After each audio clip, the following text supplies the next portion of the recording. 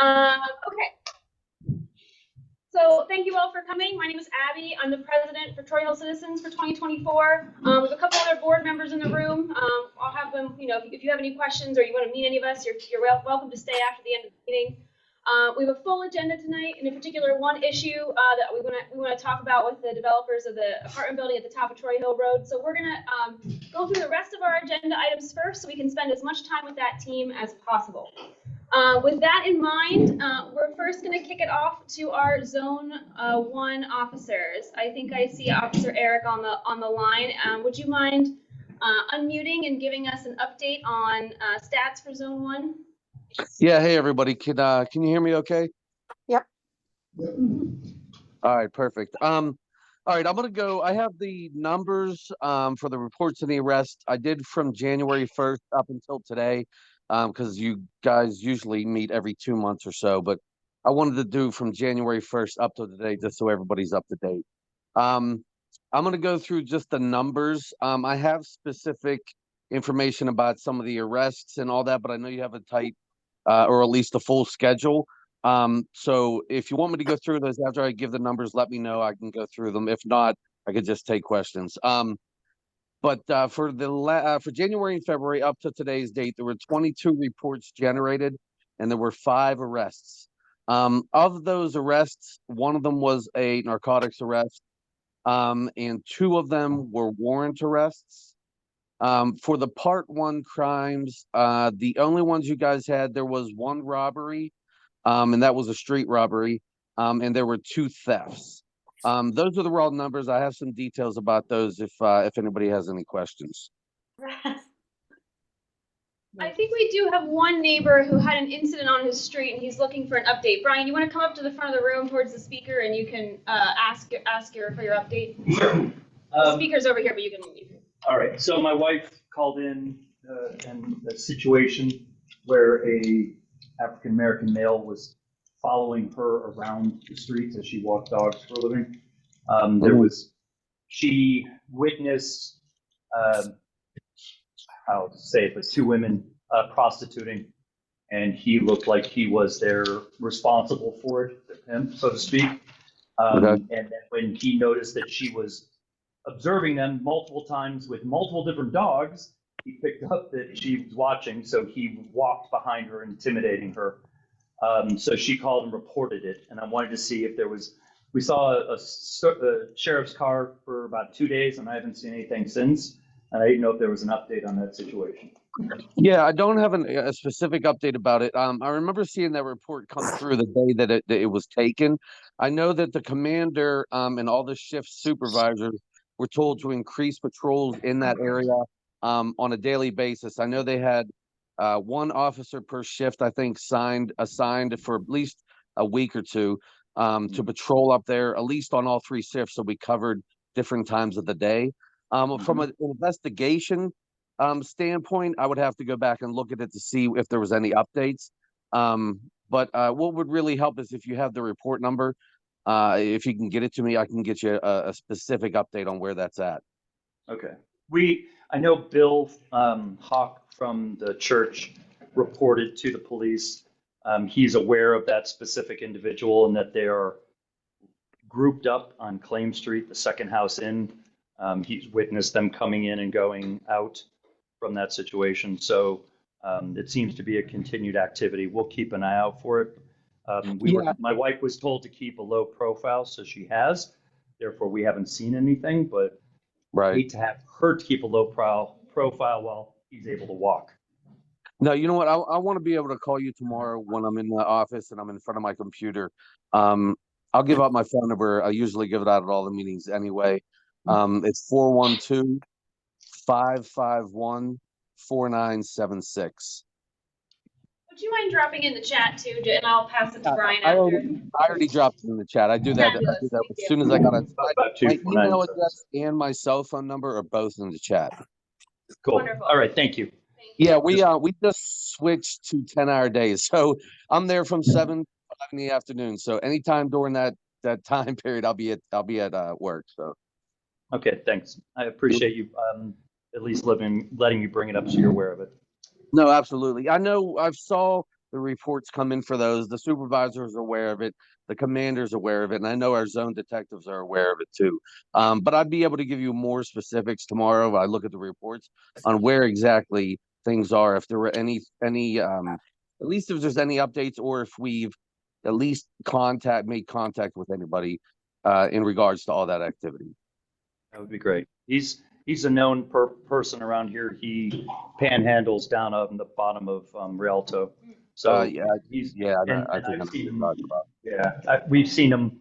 I've seen him for the 2 years I've lived here. So I guess I'm not surprised, but I'm surprised. Yeah, I think I know who you're talking about. We arrest the same people over and over and over again, year after year after year. So we're as usually as familiar with them as you guys are.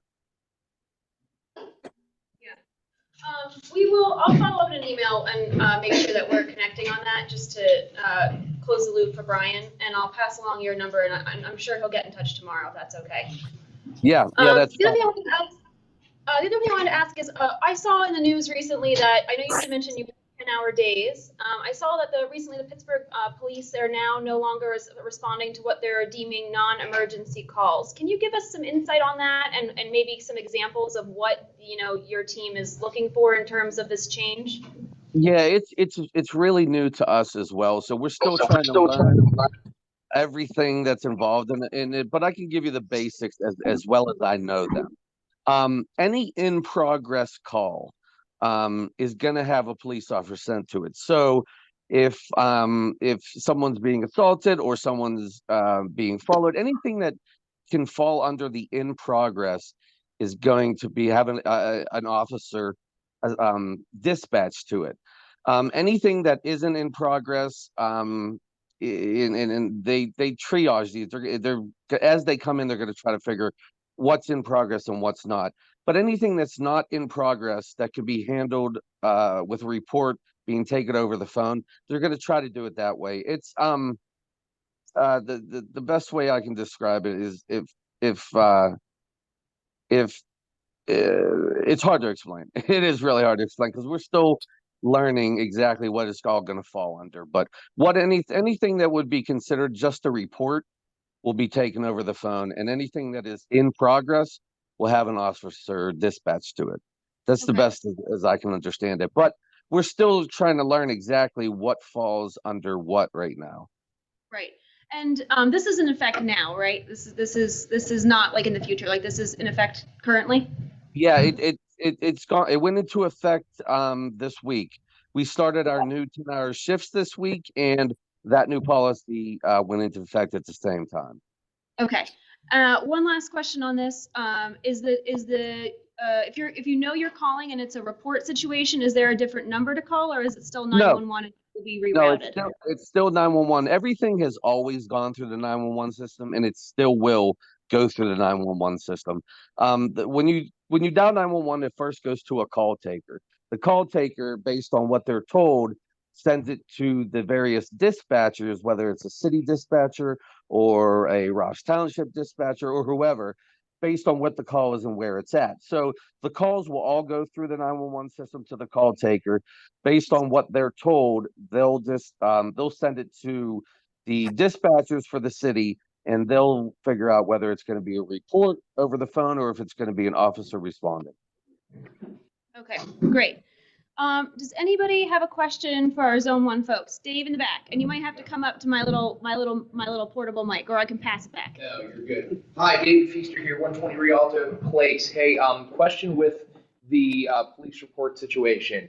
If it's a situation where, say, there's physical damage to a property, somebody broke into a house or something, is there a way to submit photographs of what happened or anything else like that? Something that might need to be fleshed out a little bit more with like a physical inspection as opposed to just something taken over the phone. Yeah, well, if you call for a burglary and we don't know if anybody's in there, let's say that you get there and you haven't been inside yet, we're coming to check out to make sure nobody's in there. In a situation where somebody comes home and they find their house was burglarized and they went through the house already on their own and they say there's nobody in there, that's probably going to be taken over the phone. There's a number of different ways that we can get photos and things like that for people if they have them, especially if they have video cameras in and on their house. We can take those by email. Sometimes we might just say hang on to them until a detective gets a hold of you and they'll get them off of you. But if people insist or they want to send them to us, we can take them over email, because the people that are taking these reports, they're police officers anyway. Okay. So the ones that are taking over the phone, they're police officers. They could just say, well, here's my email address, email it to me, and we could send it to the detectives, if it's a burglary, to the burglary detectives, or what the case is. So Okay, very good. So just to clarify, that'll be a situation that'll be handled at the time of calling dispatch then. That'll be triaged Yeah, as part of like yeah, where they those photos. triage. Yeah, they're going to triage it as it comes through based on what they're told through the 911 call. Again, if nobody's been through the house to check it, we're going to go do that. We're not going to make people go do that on their own. We'll go through the house to make sure there's nobody else in there. And like I said, now when it comes to, I'll back up a little bit. When it comes to fingerprints, you always have the option of having our crime scene units come to take fingerprints. That's usually not done the night of or the day of. Usually they come out the next day or so. We do those reports if people want to have fingerprints taken at their home. We usually send the report to them, and when they get in the next day, they'll see it and they'll put it on their schedule. They basically call you, hey, we're going to come out, we're going to take the fingerprints. So that will still be done also, but that's usually something we never really did at the time of the report, whether when we got there.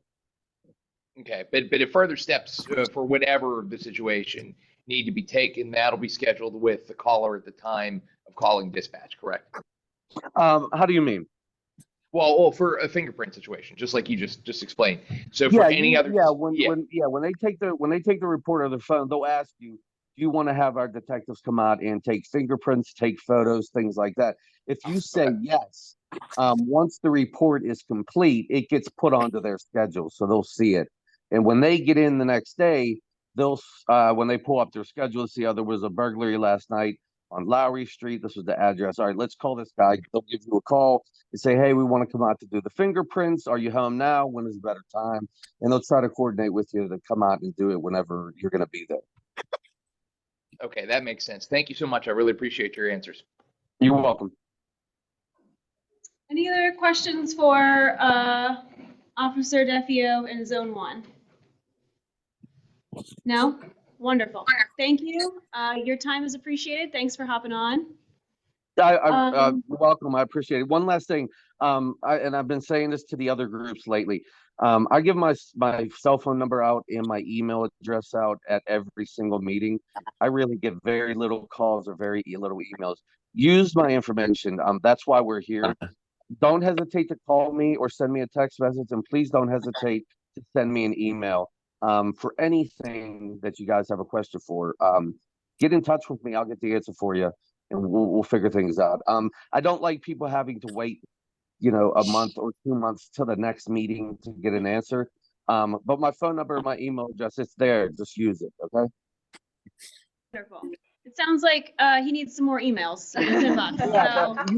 You'd be surprised. We have 12 or 13 groups. I give it out every single month. You'd be surprised how many people or how many emails I don't get. So you need that contact information at the end of the meeting, please stop up. It's in the chat up here. You can write it down. I can also shoot it in an email to you. So awesome.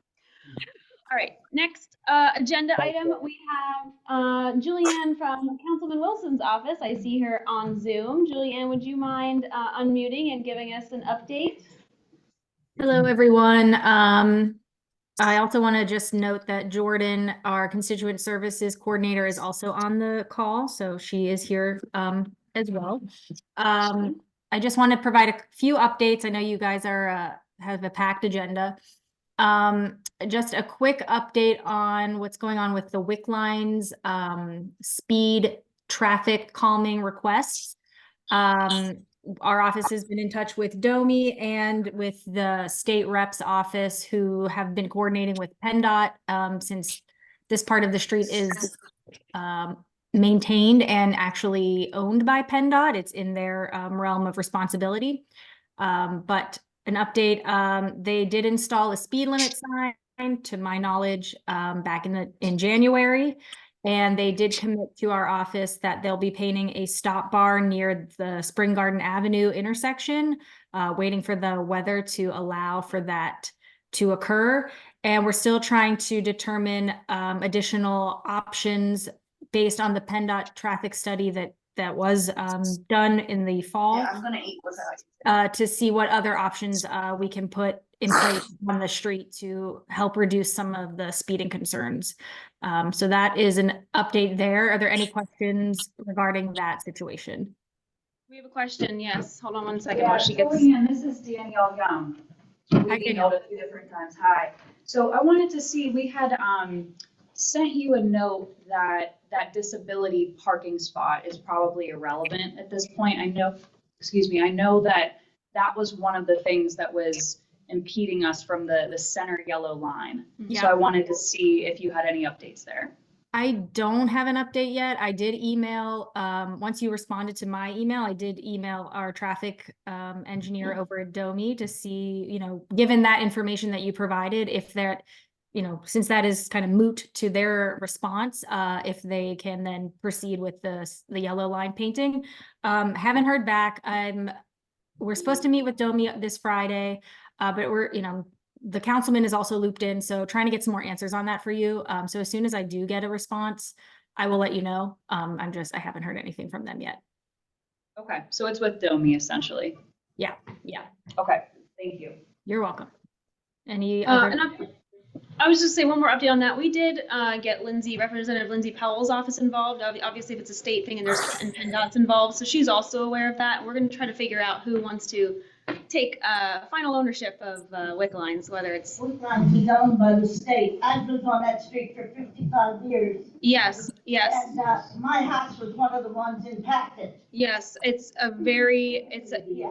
was a terrible accident, and we are hoping that if PennDOT will relinquish the control to the city, then we can apply for some speed bumps with the city directly, and that might be a little bit of a I hope so. I would say a quicker, but a little bit of a more direct way to get that installed.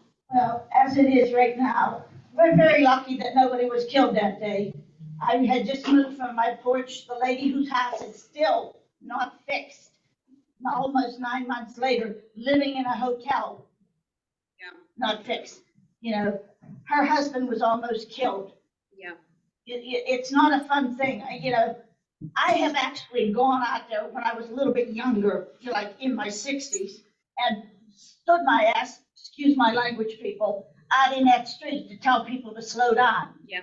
They don't care. There's kids that walk up and down there, people walk up and down there all the time. It is a main thoroughfare to get up to Troy Hill. Absolutely. You're absolutely right. Yeah. And they don't seem to give to, what. Yeah. Speed control, I think, in Troy Hill is a hot topic because if you think about it, we're a gateway to a lot of other areas, and so people use Troy Hill as a cut through, and then people that are driving through obviously are not as concerned about the neighbors living there as we might be, of course, as the residents. I'm glad you two are here. Thank you so much for coming and speaking up about this. We'll keep you in the loop. Obviously, you're already connected with Julianne, so we're just going to keep our finger on that for sure. Did I see their hand go up on this issue?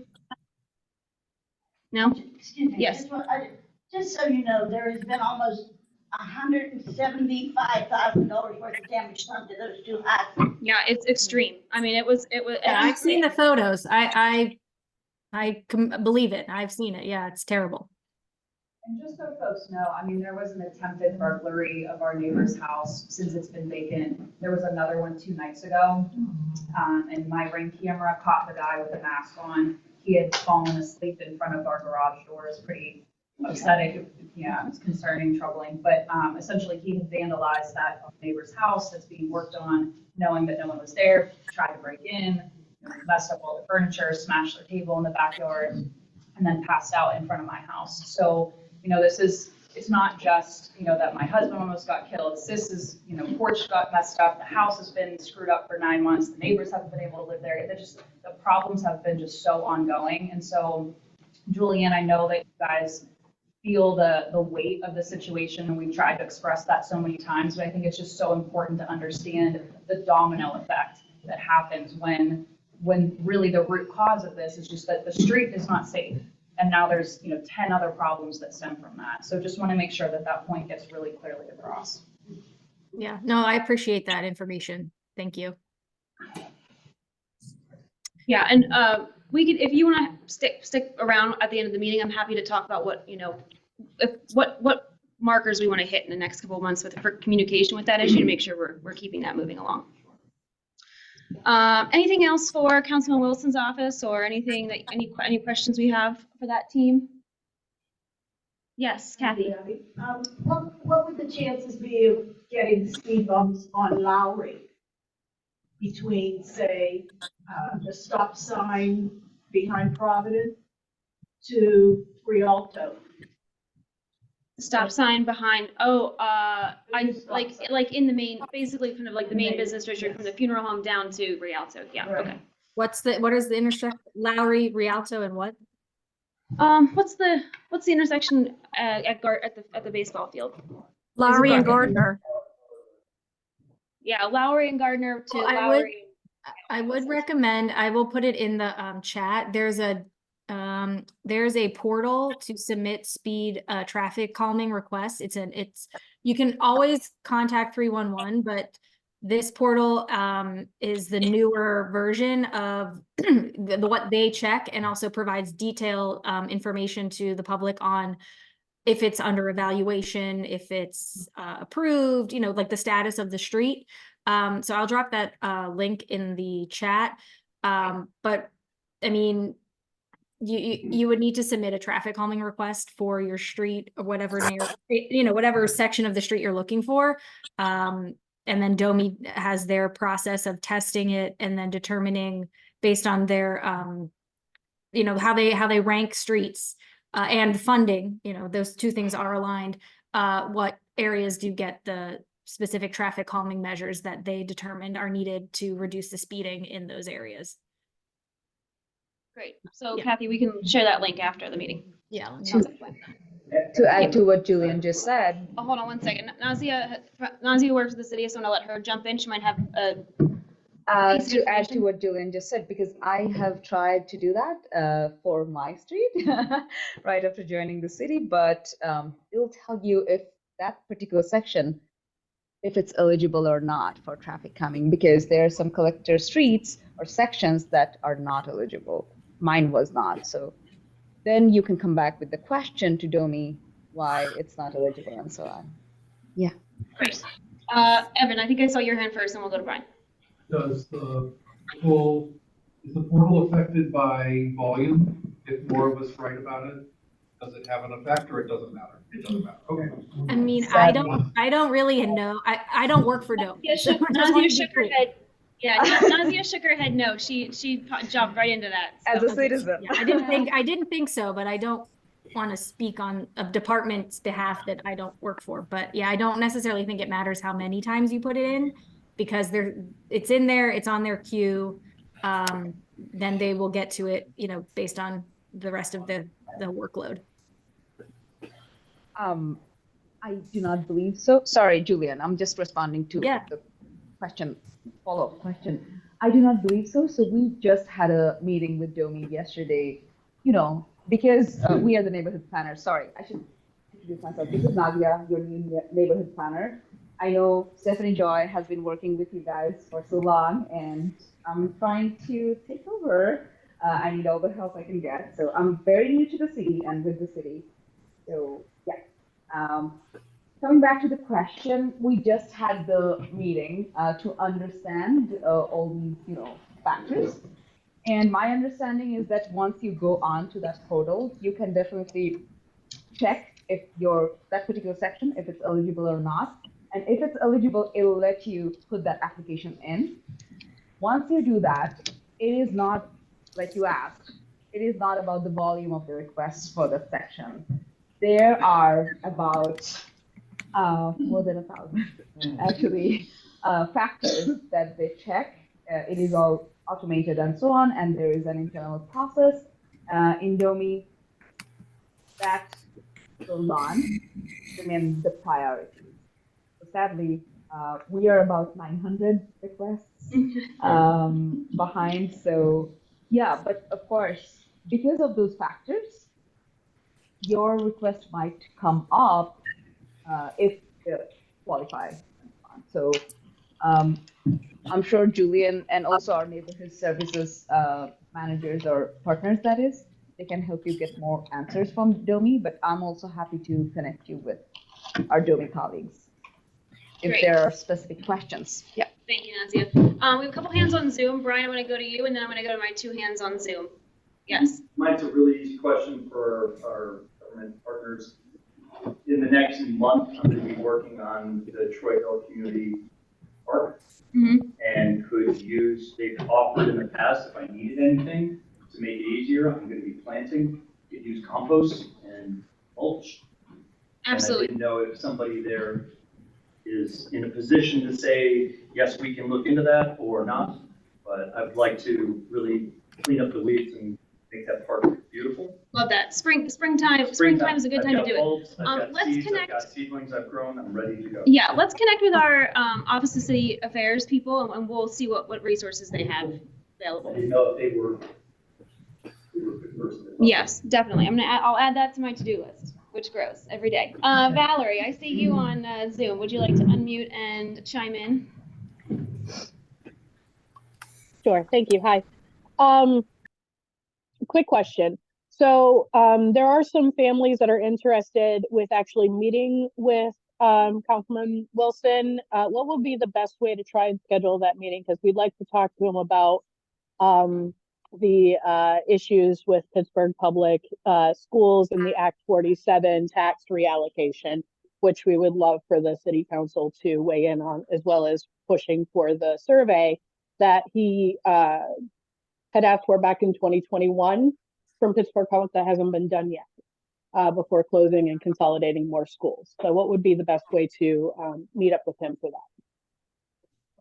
And you can send it, I'll put my email in the chat and just describe basically what you just said in what you're looking to discuss, and then we'll review the availability that we have, and I'll talk to the councilman and see what what his thoughts are, and then we can be in touch with scheduling something. Perfect, thank you. You're welcome. Valerie, would you mind if you do schedule that? I would love to share that. If there are other families in the neighborhood who want to join your effort in that conversation, just keep us in the loop. Will do, thank you. Thank you. Paulina, I think I see you Yes. on Zoom. Go ahead and ask your question. Yes, can you hear me? Yes, we can. Okay, regarding the speed bumps, when we put in a request, is there room for pictures? Because I woke up, I'm about a half a block away from the funeral home, to an upside down car almost in front of my house. So is there like a way we can like request a speed bump survey and show an upside down car saying this is what happens at 3 o'clock in the morning? Right. Include some documentation. I understand. Yeah. Doesn't look like per the portal, there's a like a upload photos type of situation. Okay. But there is an email as well. It's trafficcalming@pittsburghpa.gov, which is also listed on the portal. It's a very small print, but I guess you could say to them, hey, I just submitted this request. Here's the number, whatever information would pop out from that. I'd also wanted to include these photos to go along with it. I mean, I don't know what they'll do with that information, but yeah, at least they'll have it and you'll know, okay, I gave them everything. And it's constant, but yeah, that, I'm like, there's not enough room for a car to flip on these streets, but yeah, it happened. People just need to slow down. I don't know where they're speeding to, like calm themselves. Yeah, agreed. Thank you. You're welcome. Get started on that. Fabulous. This is all great information, and thank you for chiming in on the speed calming. I think that's super important, as we've already talked about. It's clearly a neighborhood-wide issue. I'll follow up with the mayor's or with the Councilman Wilson's office as well. And we'll see what else we can do in terms of tracking some of those requests kind of globally across the neighborhood. Let's see. Oh, and Julianne dropped the traffic calming email in the chat as well for Zoom. So anybody in the room who wants that email after the meeting, feel free to come up and I'll send it to you. I think Julianne, is that all you have on your list for the evening? Someone had a question. Oh, I'm sorry. Ah, yes, Rita. I'm Rita Stein. I live at 1519 Huff Street. Yes. Behind Alita. Yeah. But I'm not concerned with her problem. Our street is very narrow. And what's happened is my driveway to my garage has sunk down about 1 inch, 2 inches. Mm-hmm. And it's not coming from my house because there's no drains going out from my garage. And I've asked them to come out and they said they put the camera down, I can't see anything. But when it rains, the water covers half the street and goes up over by sidewalks. It's got to, the street itself has sunk down. Right. And then there's a crack in the street, that doesn't go through. Right. And I would like someone to look at it. Yes. And do something about it, because they won't do anything about it because they don't see anything. They don't see any. Julianne, is that something that you think you can help us follow up with 311 on? If we put in a request that would maybe route to Domi if we can That get would that. be, it sounds like there's some sort of like landslide potential. Yeah, it sounds like first and foremost the street maybe isn't designed with the right like catch basins for water, and maybe that's the situation. There is one. I don't, we don't know what the issue is, but if that's determined the issue, that would be a PWSA, from my understanding, because they are the ones that manage the catch basin. But yeah, I mean, if you want to put in a 311 to report all of that information and then just share that ticket number with our office, we can just keep that on our tracking method to just make sure that someone is getting to that ticket, and Domi will address, or they'll direct it to the right person. So here's what I'm going to suggest. I think maybe Rita, are you familiar with 311? It's been a 2-year thing. I'm sure. I totally hear you on that. I'm sure it's very frustrating. Have you put in a 311 request previously for this? Not recently. I don't know what I did last year. Here's what I would maybe suggest for some next steps. If you put in a new 311 request and let us and Julianne know about it, then we can see if Councilman Wilson's office can help push that into PWSA's court once that is in the system. Or if you have a 311 request that's old, even from last year, to say like, hey, this was in there. As long as there's like a request number we can push to them, we can see if we can get PWSA to address that. I don't know what the numbers are. Yeah. Why don't you, if you want to stay after the meeting, we'll hook up on that and see what we can do. I'm concerned with water undermining my house. Absolutely, of course. Right. One on one side said already that it's got some movement of its front. Really? I don't know if that's related or not, but right. We're on the hillside. So, yeah. Right. I don't want my house to fall down on me. I don't want you on 28. That would really put it. That would be That would really be a damper on your evening, I'm sure. Thank you, Rita. Let's make sure we go follow up on that. Anything else for Councilman Wilson's office? Lots of great questions. Lots of great information so far. So. Okay. Fabulous. Oh, Penny, do you have something you want to add? No. Okay. Let's see. I don't see anybody from Representative Powell's office on the line. Is anybody on from Lindsay Powell's office? I don't think so. Hi, yes, this is Jackie. I work in her office and I'm here from her Oh, office. sorry, Jackie. I didn't know you were in her office. No, you're okay. Sorry, I changed my Zoom name as I got in. We don't have an official Zoom, so it's just my name first, unfortunately. No worries. Do you have any updates for our Troy Hill neighbors? Yeah, so piggybacking off the last conversation, we're, in constant contact with PennDOT and again following up with Domi as things move along. So thank you for all the updates from Councilman Wilson's office, but that's really all we have. Let's see. Sorry, I have a list of things to go through. So we're gonna have a landlord tenant rights event in conjunction with Representative Abney's office on Thursday, March 7th. We'll provide a flyer as well for you all. And that'll be from 6:30 to 7:30 p.m. at 816 Tripoli Street at the Tripoli Community Center. Sorry, I know that's a lot of information at once. But it would just be an informational session on the legal rights of landlords and tenants. Local magistrates will be there to answer questions. And yeah, we're still helping with property tax rent rebates at our office and also at our Shaler satellite office that we're at Thursday. So if you want to see if you're eligible, you can give us a call or you can stop by. We'd be happy to help. And if you have any other questions, I'd be happy to answer them now, or you can give our office a call as well. And we'll be sharing our contact information always. Yeah, if you can drop that in the chat, then anybody who wants to connect with you can come up at the end and grab that, or grab it on Zoom. That'd be great. Yeah, of course, I'll put it in. Fabulous. Any questions for Jackie from Lindsay Powell's office, Rep. Lindsay Powell? Great. They're doing a lot of exciting events, so we'll keep putting them in the newsletter as they come out. So, okay, I think that I know our team from the mayor's office, I believe, is not on. They're on a well-deserved vacation, I think. Is anybody from the mayor's office on? I'm pretty sure not. All right. A couple Troy Hill citizens updates, and then we're going to get to, I'm sure, what everybody is so patiently waiting for. So cleanup, we're going to do a neighborhood cleanup. If you've noticed, as soon as the snow goes, the trash looks like snow, it's everywhere. We're going to be doing that on March 24th. It's going to be 10 a.m. to 12 p.m. We're going to meet in Troy Hill Citizens Park. We will provide gloves, trash bags. We will also be providing information to the city to do a pickup.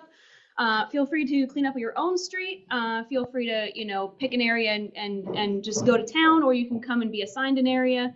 But we'll be doing that on March 24th. We'll also schedule one for April. I got a request for the April one to be on a Saturday, so keep an eye out for a Saturday in April. And you can follow the Facebook event or on Instagram in case of any weather-related changes in date and time. If we have thunder and lightning like we did today, we will not be doing a cleanup, but we'll see what happens. Next thing is the yard sale. I want to give a big plug for this. Last year we had our first Troy Hill neighborhood yard sale. We had over 30 different people throughout the neighborhood selling at their homes. We also had people in the park at Troy Hill Citizens. We had food, we had music, we had kids activities. It was super fun. So we're going to do that again this year. Registration is currently open, so if you want to sell at your house, you're going to register, and then you'll be included on a physical and a digital map. So when people come to walk around the neighborhood, they know to be directed to your location. You can also put in there, let's say you're doing kids' clothes or antiques or books or vinyl records. You can actually kind of put in there what you're going to be selling, so people know what they might want to come check out at your property. So that'd be Saturday, May 11th. It'll start at 9 a.m. for the early bird shoppers, and it'll go to about 4 p.m. or maybe until you sell out of all your stuff.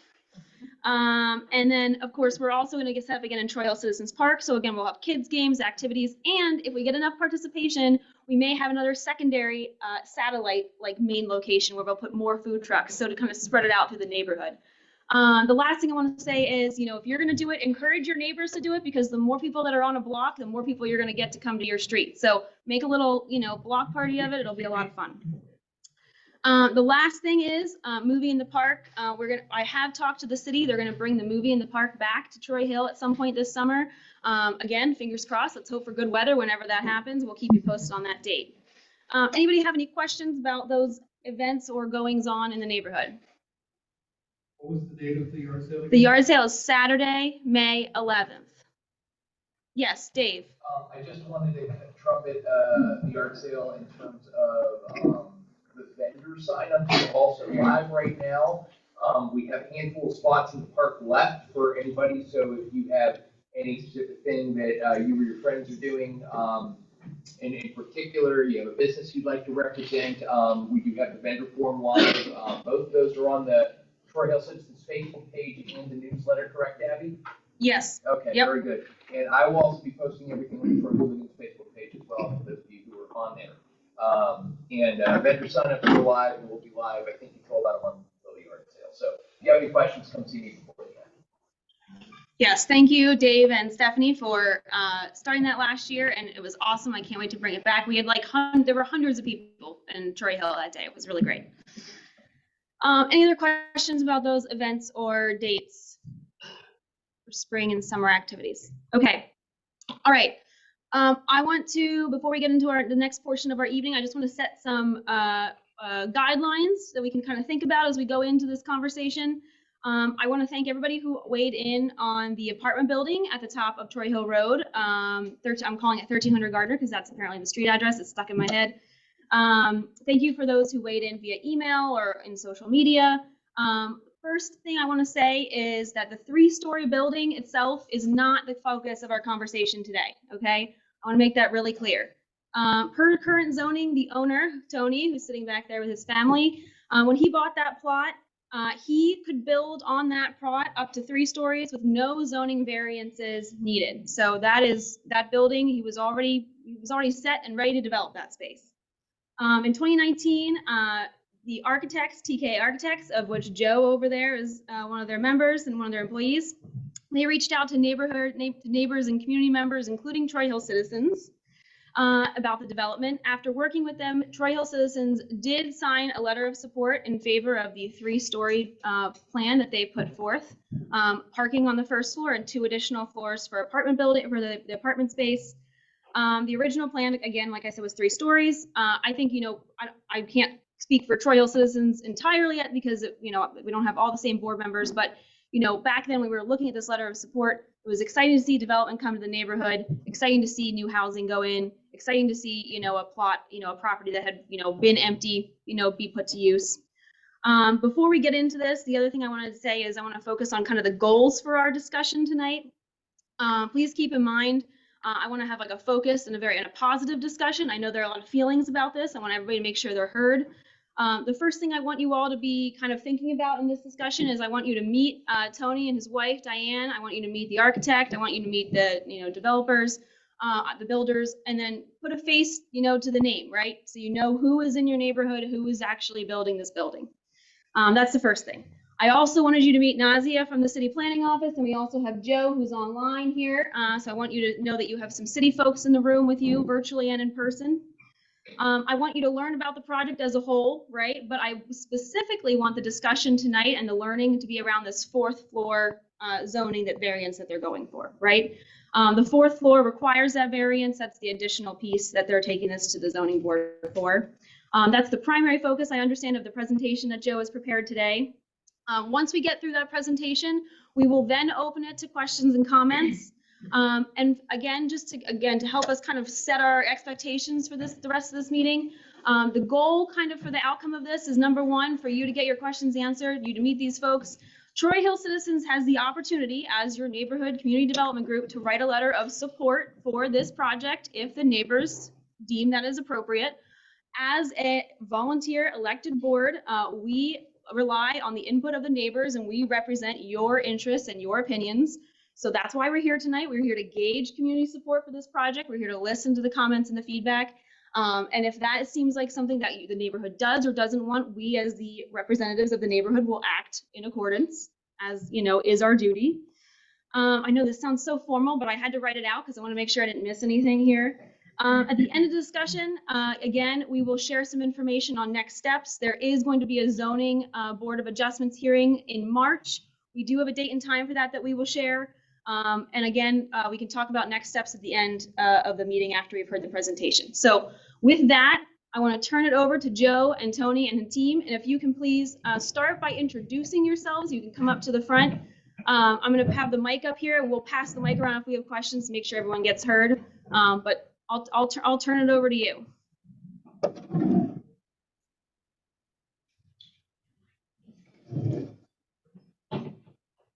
For the folks on Zoom, I'm going to turn you around, but I'm also going to drop this presentation into the Zoom chat so you can follow along. Like my family there, and Joe and the builders. My name is Tony Collada.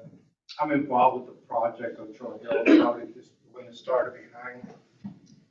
I just want to take just a few minutes to give you a brief history of what's going on. When I first started, first of all, I'm not a developer. I'm not a real estate tycoon. I'm just a guy that bought that property from the Cooks. I've been involved with the Troy Hill group here, not the group with the area, since 1986. I ran my business through that building for many years, and now we sat down and tried to figure out something to do with that property that would improve the area of Troy Hill. I went into retirement several years ago, and I wanted to do something with that area. but didn't have the money, didn't have the finances.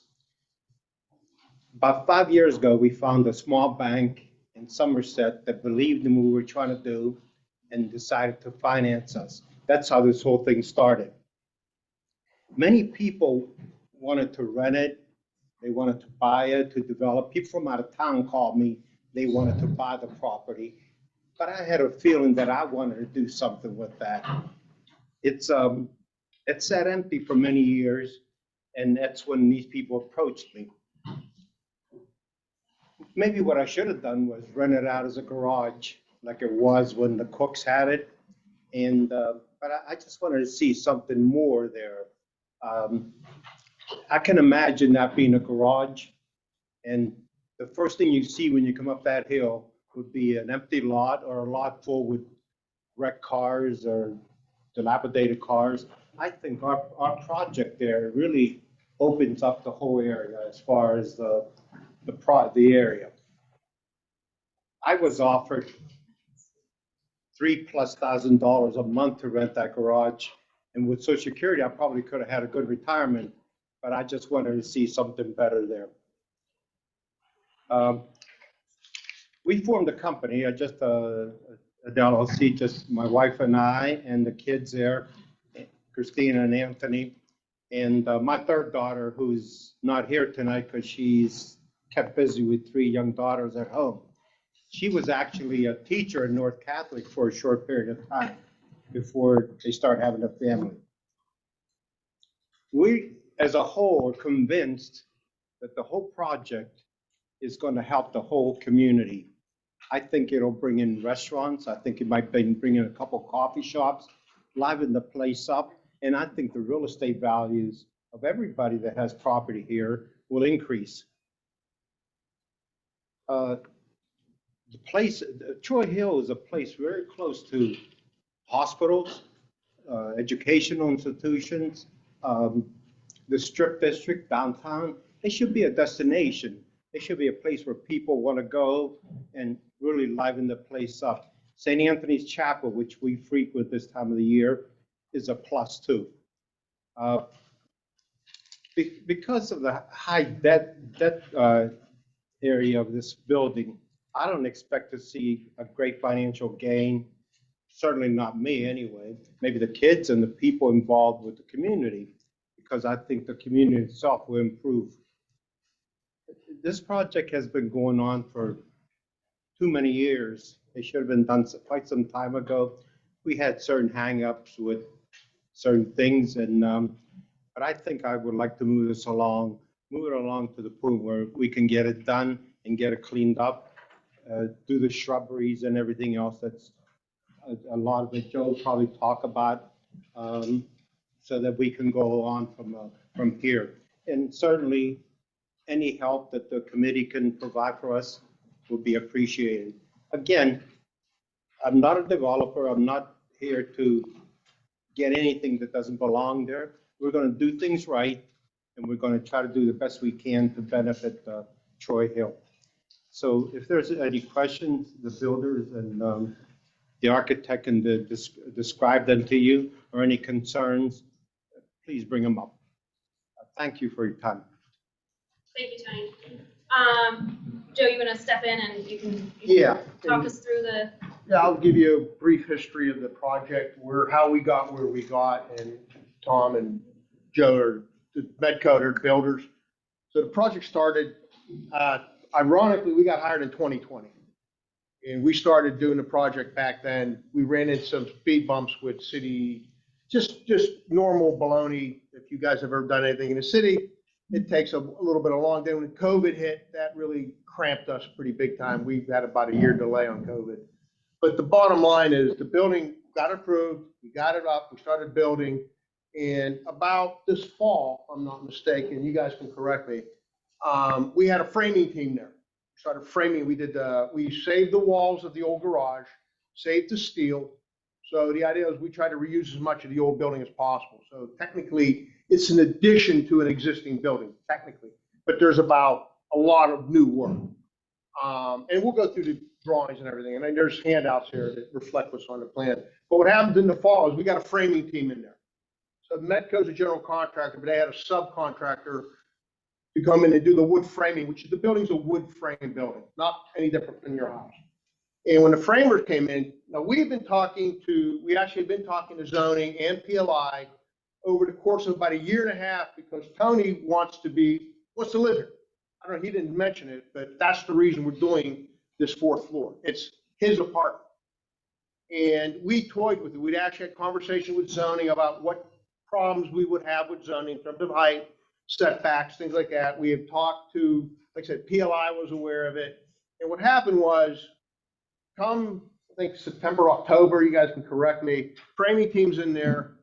We then said, Tony, what do you want to do? There's an opportunity. And he said, no, I want to build that apartment for myself. At that point, we started the paperwork trail on our end. And one of the problems we had was my lack of communication with Abby, because we were kind of in a hurry. And what happened was the framing team, once they left, we wouldn't get them back for about 10 to 12 months, if ever. So I don't know if you guys have been building things around here. We have. We are running into constant delays on every project we have because there are no contractors. And I can tell you that we do work for AHN, we do work for UPMC, we do work for Buncher, we do work for developers all over the city. We're running about 6 months to a year behind schedule on every project we have. So when the decisions was made, it was something that they were there physically. And they said, okay, let's frame it. That's all they did. They just put the woods, there's nothing done, and we've done tours, nothing done on the inside of the building. So we have, like I said, we have a permit to finish the 1st floor, 2nd floor, 3rd floor. The 2nd floor, we did that because we figured not only would we lose a year, we'd also we incur tremendous cost a year from that. So that's where we're at today. So that's the short history of where we're at. I'm going to start the presentation, and I'm going to see, I may turn off a couple of the lights. Oh.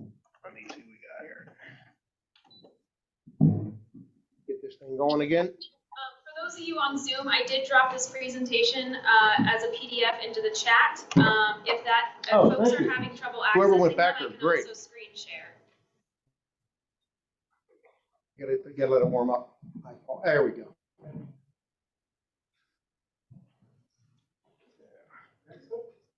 Yeah, I think it's getting there. Yeah, it just needs to warm up. Thank you, whoever did that. Much appreciated. Okay. And like I said, you can follow along in your paper. So basically, I should have a pointer. What you see is the gray striped area is the building that it's there, for better or worse. The line that's on this line right here, that is the height of the current funeral home, the top of the funeral home. Where we were was right here. This is where the permitted quote unquote building was. So we're adding that floor right there. So, and these are the drawings we submitted to city planning, to Pittsburgh, to the permitting department. So you're getting exactly what they're getting. So what you see here now is that we did a cross section across Gardner/Troy Hill. Same thing. Here's our building. Here's North Catholic's auditorium. So you can see the relationship between the two buildings. The other thing we had to do was we had to measure distances from the penthouse, just the top portion of the building, to the adjacent neighbors and buildings. So what we have is from the corner of our building to the face of the funeral home, we're 49 feet, plus minus.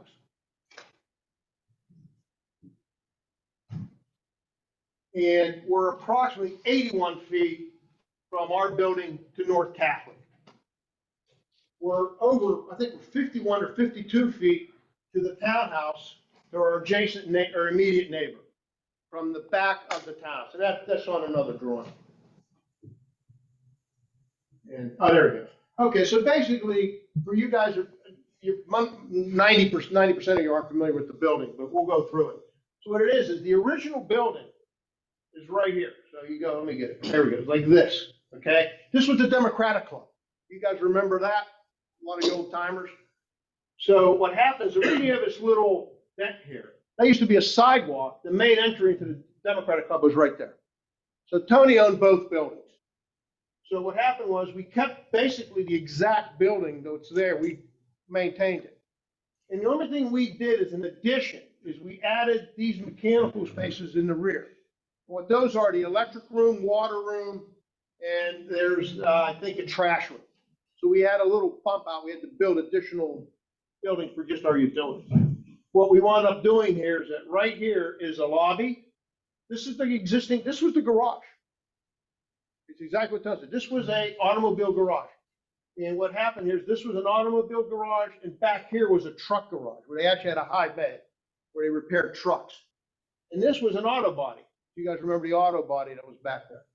So we simply did is we cut a hole through the concrete block, connected the two buildings, and basically that's our parking. We have 16 interior parking spaces in this building. Like I said, we had to add new stair towers, new elevator, because it was a one-story building. And over here, again, this is, I don't know if the focus isn't the greatest, but these are the units. So what happens is there's one unit here, second, third, fourth, fifth, sixth, seventh, eighth, ninth, 10. There's 10 single bedroom apartments per floor.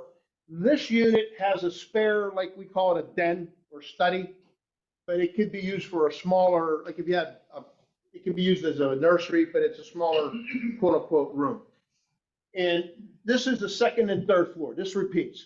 Each unit has balconies. Either you're looking back at Troy Hill, down Troy Hill Road, or out over the river. And if you guys, like I said, if you guys know the area better than I do, probably, but the views are spectacular. In every direction, by the way, including back over Troy Hill. It's kind of neat. So here's what we're talking about today. Is this basically penthouse apartment? So what happened is we have an existing stair tower, which was approved, the existing stair tower and the elevator. So those had to extend an extra floor. This stair tower was already extended because we had to have roof access per building code. So the only thing we did is we built this apartment here. So let me get this is better. So we trying to, like, where the heck, oh, there I am. Where the hell am I? Okay. This is ridiculous. Okay, here. So that's a bedroom entry right here. And then there's a master bedroom over there and living dining room in the front. And then this area right here is basically a giant sunroom, a part of the living room. And what happens, the elevator extends up. We have a corridor that connects the two fire stairs. Because technically this is an apartment. There's nothing going on the roofs. I think it was a comment. The roofs right now are basically, there's going to be some mechanical units on these roofs, but they're not going to be any roof decks. There's not going to be parties or anything on those roofs. They're not designed for it, number one. And then this is just the upper roof plan right here. So that's the roof on top of that. These are the renderings that we did, but we kind of, we skipped ahead because we actually did it. So this is the view of the building as you move up, and you guys, again, are familiar with this better than I am. So as you move up the street, that's what you see.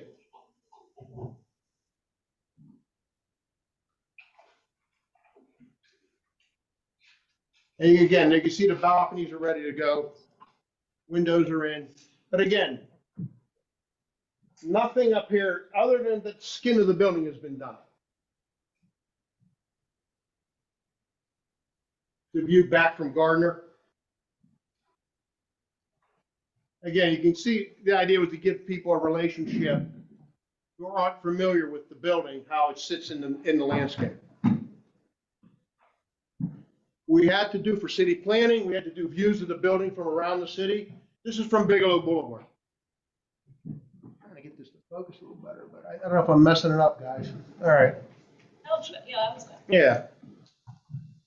This is down on 26th Street where the Oxford developments are, those brand new apartment buildings on the river. And this is from the cork factory down by 22nd Street.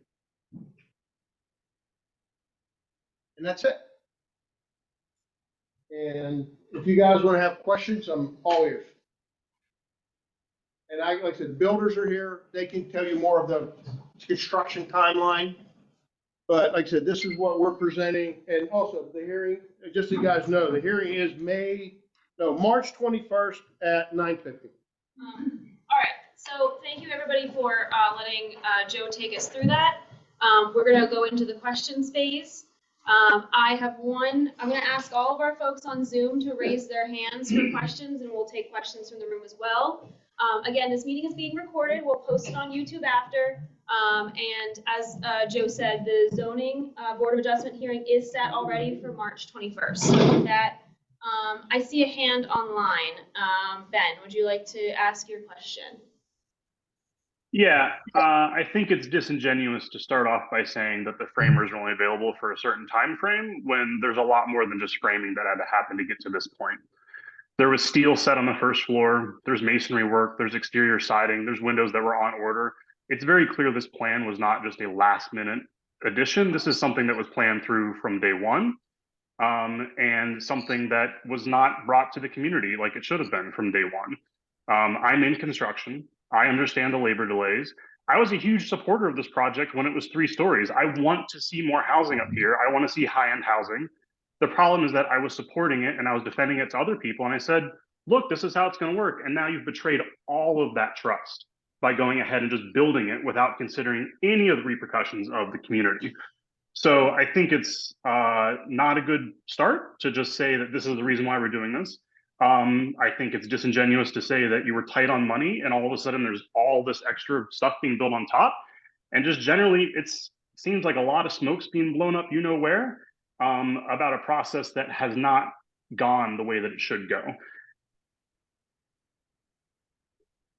So maybe I can ask some questions through that, which is, was the plan at any point in the beginning to add this 4th floor penthouse? And some of the things that we're seeing, you know, when this comment is coming up, it's like, you know, okay, well the windows went in. So I think the thing is, it wasn't just framing. I think maybe you can talk a little bit to that. We're not lying. What happened was this penthouse was in and out of the project constantly. There was something that was contemplated originally, and again, this is where he wants to live. It was something that it was for him. It's not for you or me or anybody else to rent. So he finally, like I said, while we began our framing, again, this has been vetted, and we apologize for the fact that we didn't come back to you guys, but we were talking with PLI, we were talking to zoning about the issues that we were going to run into if we added a floor. And again, this was done like 2 years, but it was an on and off process. It was never, we're going to do it or we're not going to do it. That's already a different story than you gave us 5 minutes ago. You've already changed your tune about what you said you were going to do. You said this is just a last minute thing and now it's something that's going on for 2 years. It was no, I didn't say that. Well, I'm not going to be argumentative, but we said we've been thinking about this from the beginning. So, you can record, the recording's in there. But I understand that, and I will go back and review it. What I'm stating is that the letter of support that came from Troy Hill citizens was for 3 stories. It was. That was the initial plan that was brought. No one's arguing that point. What I'm saying is, you asked what we were doing. I'm telling you what we were doing. At that point, it was a 3-story building. And all I'm saying is that that plan has changed, and we're being told that you're also going to live there, and that plan could very well change, and it could become an Airbnb with nothing but nonstop parties. And right now, we don't have a lot of trust to go off of. Excuse me. If I can afford to live there, I probably will. I may need the money just for the mortgage. But the thing is this: there was no malice with the penthouse. It's just a 2-room apartment, 2-bedroom. It's 2-bedroom. If we wanted to do something to what he's talking about, we could have put 6 more units up there. Asked for a variance of 6 units. That would have multiplied. That would have made a big difference on income. But we didn't do that. We're using a small part of the roof, and the rest is all open. We could have put 3 units on either side of that stairwell that's there. There was no malice involved with that. And if he was in favor of the project as it was, this didn't change anything. Didn't harm anybody. Didn't hurt anybody. Thank you, everybody. I just want to remind us all, this is a community meeting. We'll be respectful of our neighbors. Thank you. I am going to go to somebody in the room, and I saw Kathy. I saw your hand, but I saw Sybil's first. So I'm gonna give Sybil, and then we're gonna go to Kathy, and then I'll jump back to someone online. Sybil, would you like to speak? I hope that mine's going to be very brief. I would like just to clarity on exactly what the issue is. So I came late to this issue. It's my understanding that the 3-story building was, nothing further needed to be done to build a 3-story building. Correct. But you're here in front of us to request that we support a zoning variance. Correct. City, that's the issue. Yeah, so what it is. I just want to know what the issue is. Yeah, what it is, technically, we're in the LNC district, which is a local neighborhood commercial. You're allowed 3 stories or 45 feet. So it's 3 stories or 45 feet, which is worse.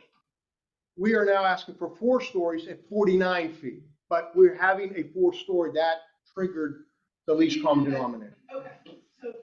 And I want to make one point of clarity for the zoning situation. Troy Hill citizens, we as a community or as this letter of support do not necessarily have the ability to block or push this through, right?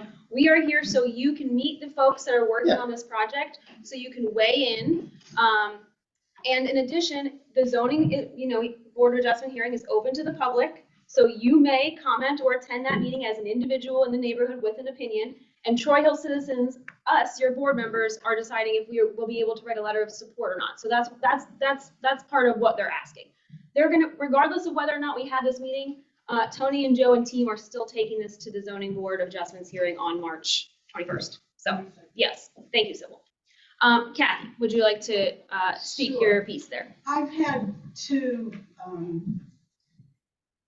times in my life when I had to go before the zoning board and deal with inspectors and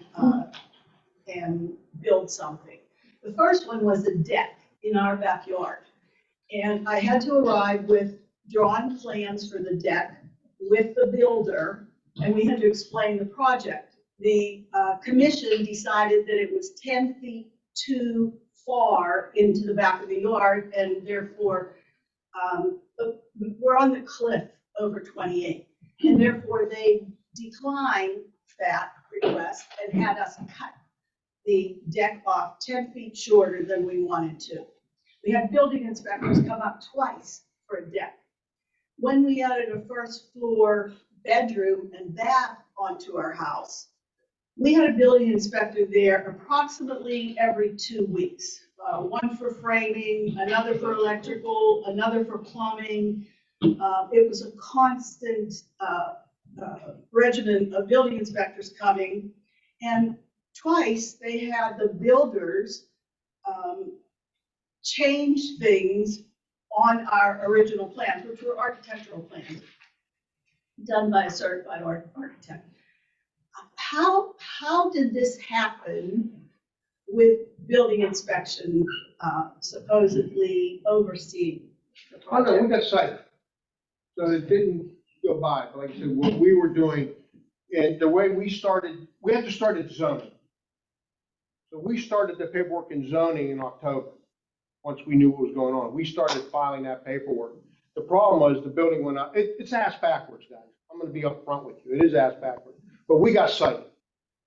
So that work, this work on the upper floor is, first of all, the framing was done, that was done, but there's nothing else done, and we're not doing anything else. We're not allowed to do anything. So that's what happened. So what happens is, we started the zoning, but PLI jumped ahead, so we're backfilling into the process. But we're doing the exact same thing that happened to you is happening to us. We didn't go an actual. Go ahead, Tony. I'm The gonna- actual floor, okay, floor, because we're allowed a certain amount of height. And we only use the front of the building, not the rest of it. So actually, if anybody was in favor of building this 3-story, that partial floor shouldn't have changed their idea about the building. Didn't harm anyone, but we still have to go by the law. No, we're still cited. We still have to abide by the law. So it didn't harm anything, didn't harm anybody else, but it replaced the 2-bedroom apartment there is just sitting with no electricity, no plumbing of any kind, simply because of that. Okay, so it sounds like there's a current site from PLI, which I think is the. Oh, yeah, we have a report from PLI, we got it all. Before we go to another question, I'm gonna let Nazia from the city weigh in, since she may have some. I was not. Yes, thank you, Abby. I was not weighing in. I have a question. Follow-up question, actually. And bear with me here. You might have a similar or the same question actually, but Joe, if I may request you to help me understand the time frame once more. So October is when you started to work with our zoning division? We started the original paperwork back then because that's when the framing was. Sorry, for a zoning variance? Oh, yes, And the framing went up when? October. October, what was it? I'm sorry. I'm trying to remember. I'm fuzzy on the, there you go, Joe. Yeah, So in the middle, we wobbled the framing. Engineering, architectural stuff. So towards the end of doing the first floor, let's say, first of all, lumber, regardless of the catch on the spec, was very difficult to get. This lumber, in this building, is all fire rated. The plywood is fire rated, the studs are fire rated. So this isn't your typical frame building. There's 2 layers of dense glass on the outside, 2 inches of insulation with the siding. There's 6-inch walls. Lumber was not easy to get after COVID. So as we were going up, it must have been June or July, I said, everybody has to make a decision now, because if we don't do this now, we're gonna have an open roof by the time it goes through zoning, PLI, and everything for the extra 4th floor. So at the time, everybody agreed that we would take it up and we would not do any mechanicals, we would stop. That would be it, just to get it framed, because I wanted to put the roof on the building, wanted it weatherproof. So that was the reason. So right now, it can be a storage area. Thank you, sir. Thank you for explaining that. I'm just explaining. That was in the summer, late summer, and Joe and Tony applied for the paperwork. Thank you, sir. And I got excited. Thank you again for explaining it. Going back to what you said at the top of your explanation, you mentioned that the architectural and the engineering was done for that floor? Yes, no. Thank you. No, So, no. sir, Let me back up. I'm trying to, sir, if I may. No, I'm wrong. Sir, if I may, sorry, I'm not trying to, Yeah, I interrogate don't you wanna be here. fair. I am trying to understand, as a city planner, again. Right. What is our use here if we are not getting the approval before building anything? Right. So I'm gonna ask my colleague here, who has very kindly joined us from zoning, to help us understand how the zoning variance or any zoning processes go. But let me clarify myself. Yeah. When I said engineering, architectural was done. Okay. So Joe had done the architectural. We had no engineering as far as mechanicals go, electrical, plumbing, heating, any of that. Okay. Just the framing was done by Joe, by DK Architects. Awesome. So we couldn't have gone forward had we had a permit or no permit or zoning, because we needed to have the engineer do the mechanicals. This only involved the framing for future to get it weatherproof, and then at a later date, we could do the mechanicals. Okay, Thank so you. I hope I've explained. Yeah, you did. Thank you, sir. I want to get some folks on Zoom. We have a couple hands up. I think I saw Helena, and then we'll go to Valerie, and then I think we have Lisa. Yes, thank you. I agree with Ben on points. If a lot of you know, my back house is on Hoff, which is the back end of this apartment building, about 3 houses away. My April of 2021, my house caught on fire, and wood was available. It was just a little bit more expensive because I had to rebuild the whole roof structure and half my front of my second floor. Regardless, why at that point, if you decided to not to live there, change one of the 10 other apartments, you live in one, you're still going to get enough income on 9 other apartments, and not, we don't even have to go through this. Is it, and also, is the hillside strong enough to support an additional floor? Because I think that was, if I recall, to make sure it was capable to hold that amount, the 3 stories to begin with? I'll answer your second part first. Yeah, we did soil analysis on this project. We had to. So we did that day one. The weight of the building is relatively inconsequential. It's a wood frame building. There isn't a lot of weight. We're on rock. So that building will not go anywhere forever. So that part of it is not, that's a non-issue. We would not build if we were going to slide down a hill because I don't want to get sued. And I would not live there. Yeah. So. Yeah, why didn't you just take one of the apartments on the second or the third floor then? Because I have grandkids, they visit, and I couldn't use a 1-bedroom apartment.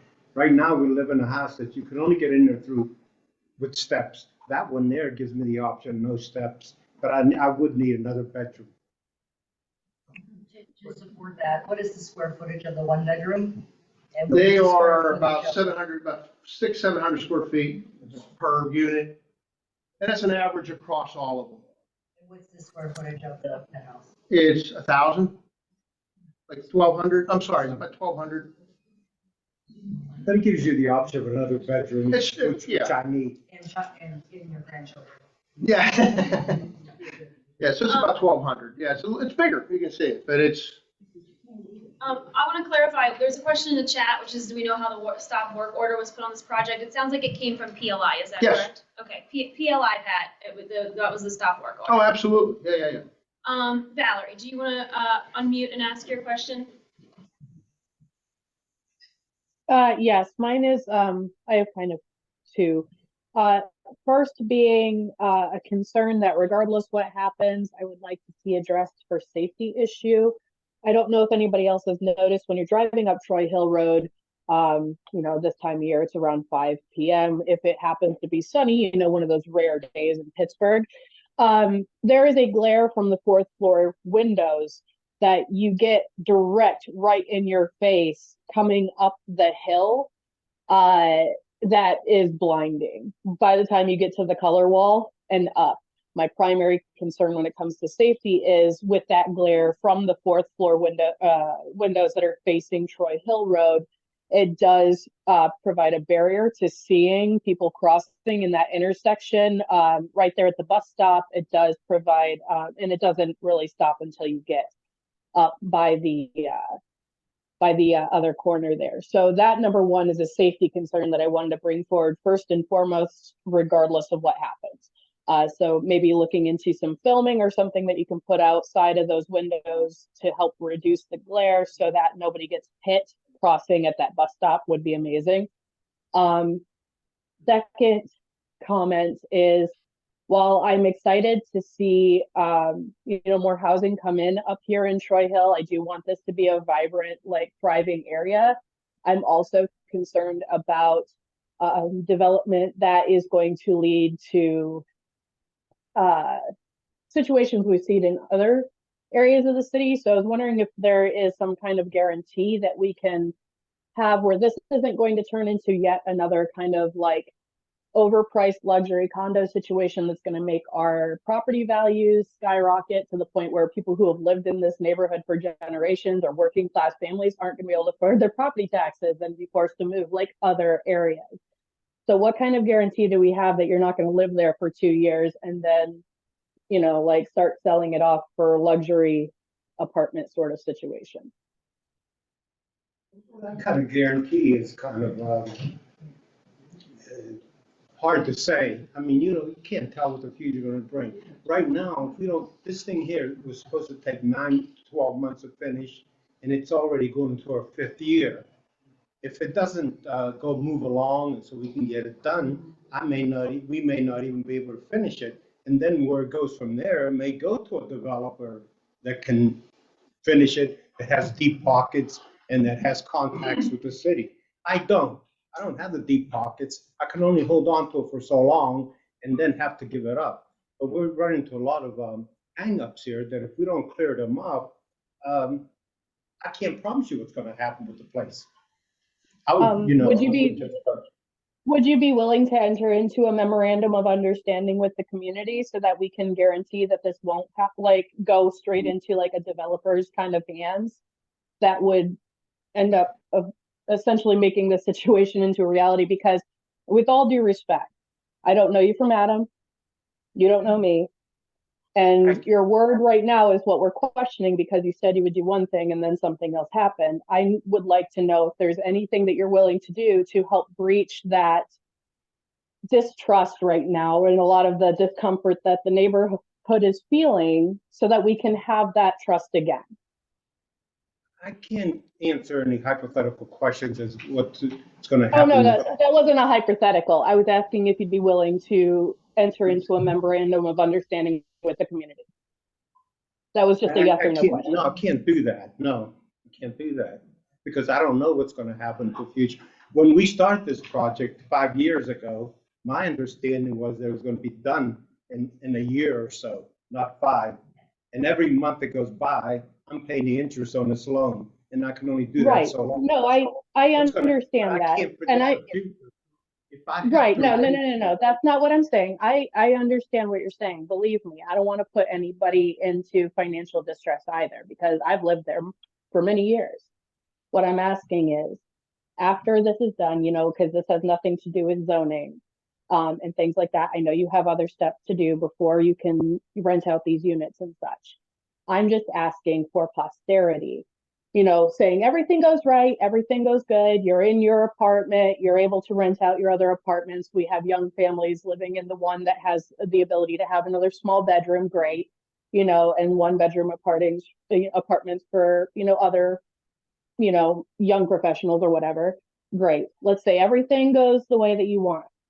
I'm still asking for our benefit, for the community benefit, to have that trust with you, if you would be willing to do a memorandum of understanding upon sale, any sale of that property.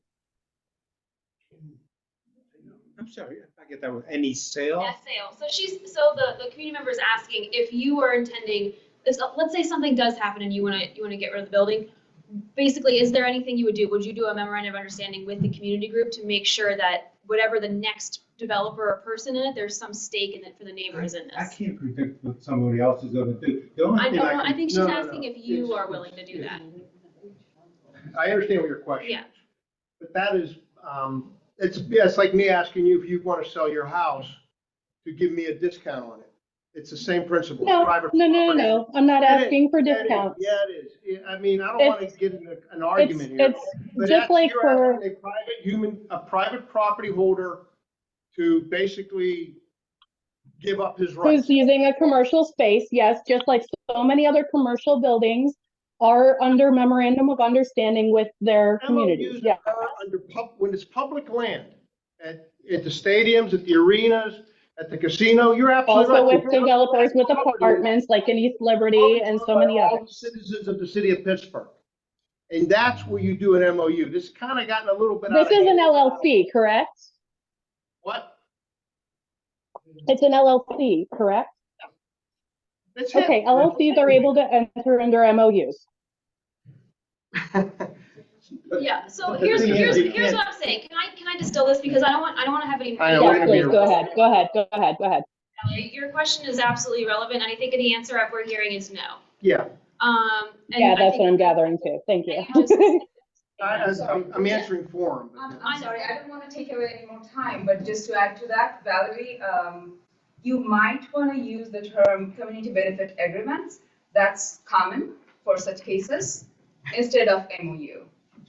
Perfect, thank you. Thank you so much. I appreciate that clarification. Valerie, listen, I know we're really cranking on time here, and I'm so appreciative everyone sitting here and listening. We have one more comment I want to get through online.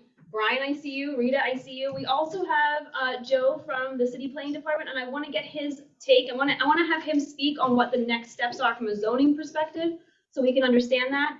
So again, bear with us. I am happy to be here as long as people want to be here. If you want to stay here and ask questions, I will be here, but I want to be sensitive again to everybody's time on a weeknight here.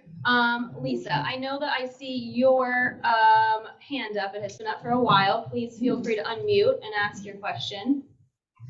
Hey, Abby. Hi, everyone. this is, I've heard enough to not have a question to ask. I just think that it's extremely important that everyone that's in person or on the call via Zoom show up to the zoning meeting, because we're not getting really clear answers. And the other thing I just wanted to point out is that many LLCs and corporations are buying up properties, even around our neighborhood, around our house that we currently live in. And they are parking their assets and selling it when it behooves them. 1770 Lowry, next to Loskowitz, the mechanics, has been resold over the past few years. It is an unfinished building. It's an eyesore. And these are people with money that will do what they want. The same can be said for plenty of other housing units around our neighborhood. And I just want everyone to be cognizant of the fact that just because you have money doesn't mean that you belong in Troy Hill. Thank you. Thank you, Lisa. Okay, we're gonna go to Brian in the back, and then I'm gonna ask Joe from the City Planning Department to give us a little talk about what the next steps for the zoning situation is. Brian. I just have a quick question for you, just kind of a comment as a new person to Troy Hill. The point of tonight is to ask questions and have better understanding. Correct. We're not going to be stopping this. There's no, I mean, he's already doing what he's doing. It's kind of like just to understand what he's doing, right? Yes. We want you to meet the folks who are behind this. Also, Troy Hill citizens, your board members in the room are listening to your opinions about whether or not we would be, if we were asked to write a letter of support, whether or not we could, in good conscience, representing our neighbors, do that. And the third thing is to educate you about the zoning process. Yes. I just want clarification. Yes. Because I'm observing this, okay? I just bought a house up here 2 years ago. Love having your building here. You're absolutely right. We'll bring commerce up here. We need more housing. We need good housing. We need people with money. I would love to get some more commerce up here. And I hope that your building will bring that. No guarantees. If you're taking a risk, it's just part of the deal. I get that. What I'm hearing and sensing, that's not being acknowledged, which would have gone a long way in the beginning, I think, if you had acknowledged. Yes, your feelings are right. You don't feel that you were heard. You felt like you were let on. I'm just hearing it. I didn't get let on. I wasn't here. Whatever you did, you did. So you got this building, you're going to put up a penthouse. Fine. Make it look nice. Do right by us. But the community, the goodwill of the community got hurt. And I think her question, Valerie's question, was trying to get to that point. That are you willing to make a commitment? If you're going to sell what you're going to sell, nobody can stop you from selling your building. It's business. If you're going to be a neighbor, if I'm going to be a neighbor, I'm not going to build a garage right up against the street and not talk to my neighbors. I'm not going to do something that will dramatically affect them. I might put a beehive. I went and talked to my neighbors. I ply them with honey to make sure that they're comfortable with the fact that I have bees in my backyard, because that's called being a good neighbor. What I'm hearing is people are saying you're not a good neighbor, and they're upset about it.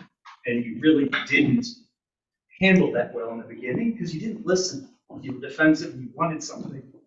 I think we all know the benefits of the building. I think we all know what it could be. But I'm just hearing that, and I'm just letting you know. Right. You're going to put in a building. I don't know if the Troy Hill Community Group wants to support it or not. It is what it is. We're not here to stop it. I guess we're just here. It's going to happen regardless, which is kind of what bothers me, is that somebody made a change and it's going to happen. None of us are the Zoning Board of Adjustments, and I think this is a perfect segue to turn over to Joe and to let him tell us what this actual process looks like. It is true that our individual folks in this room are not on the ZBA board, so no, none of us in the room necessarily have the gavel, as it were. Joe, welcome to the party. Please weigh in. Hi, thanks, Abby. I appreciate the introduction, and thanks for hosting the meeting.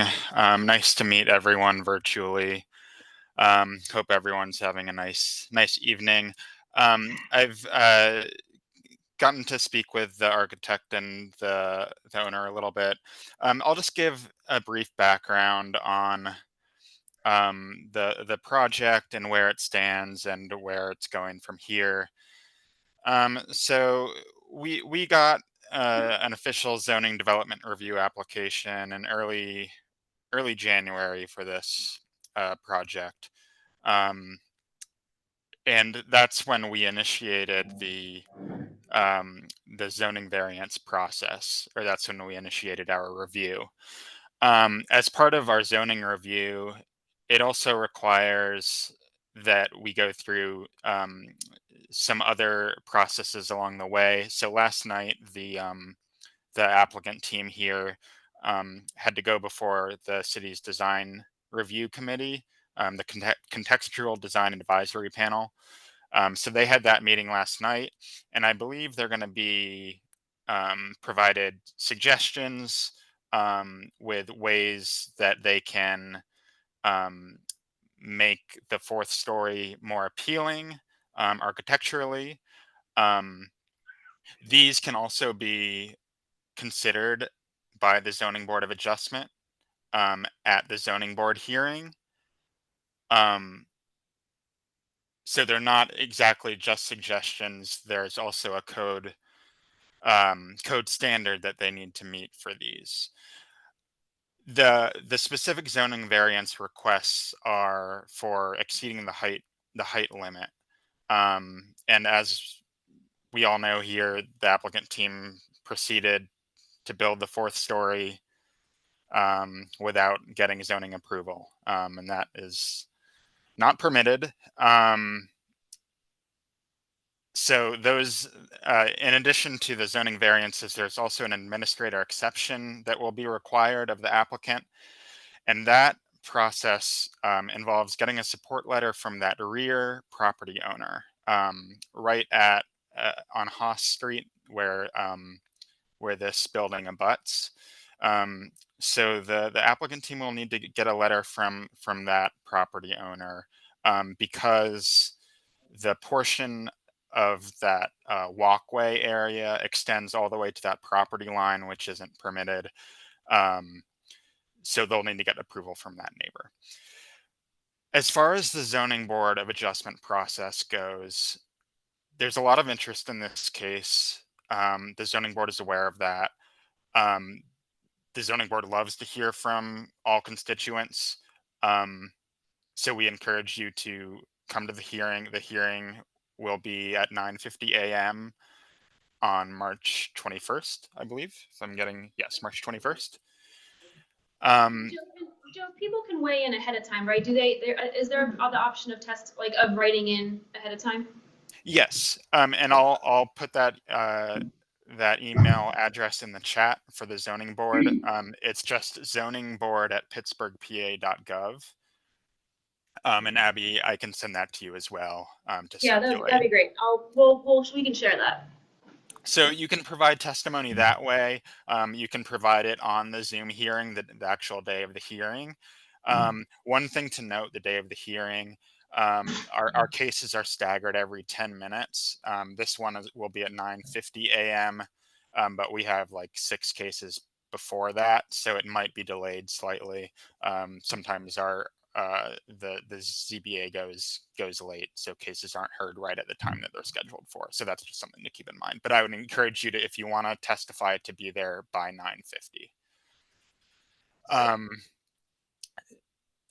Yeah, I think that covers it. And Joe, can you just tell us a little bit, just really quick? The zoning board is specifically looking at legal precedent or other what are the couple of decision factors that the zoning board is looking at?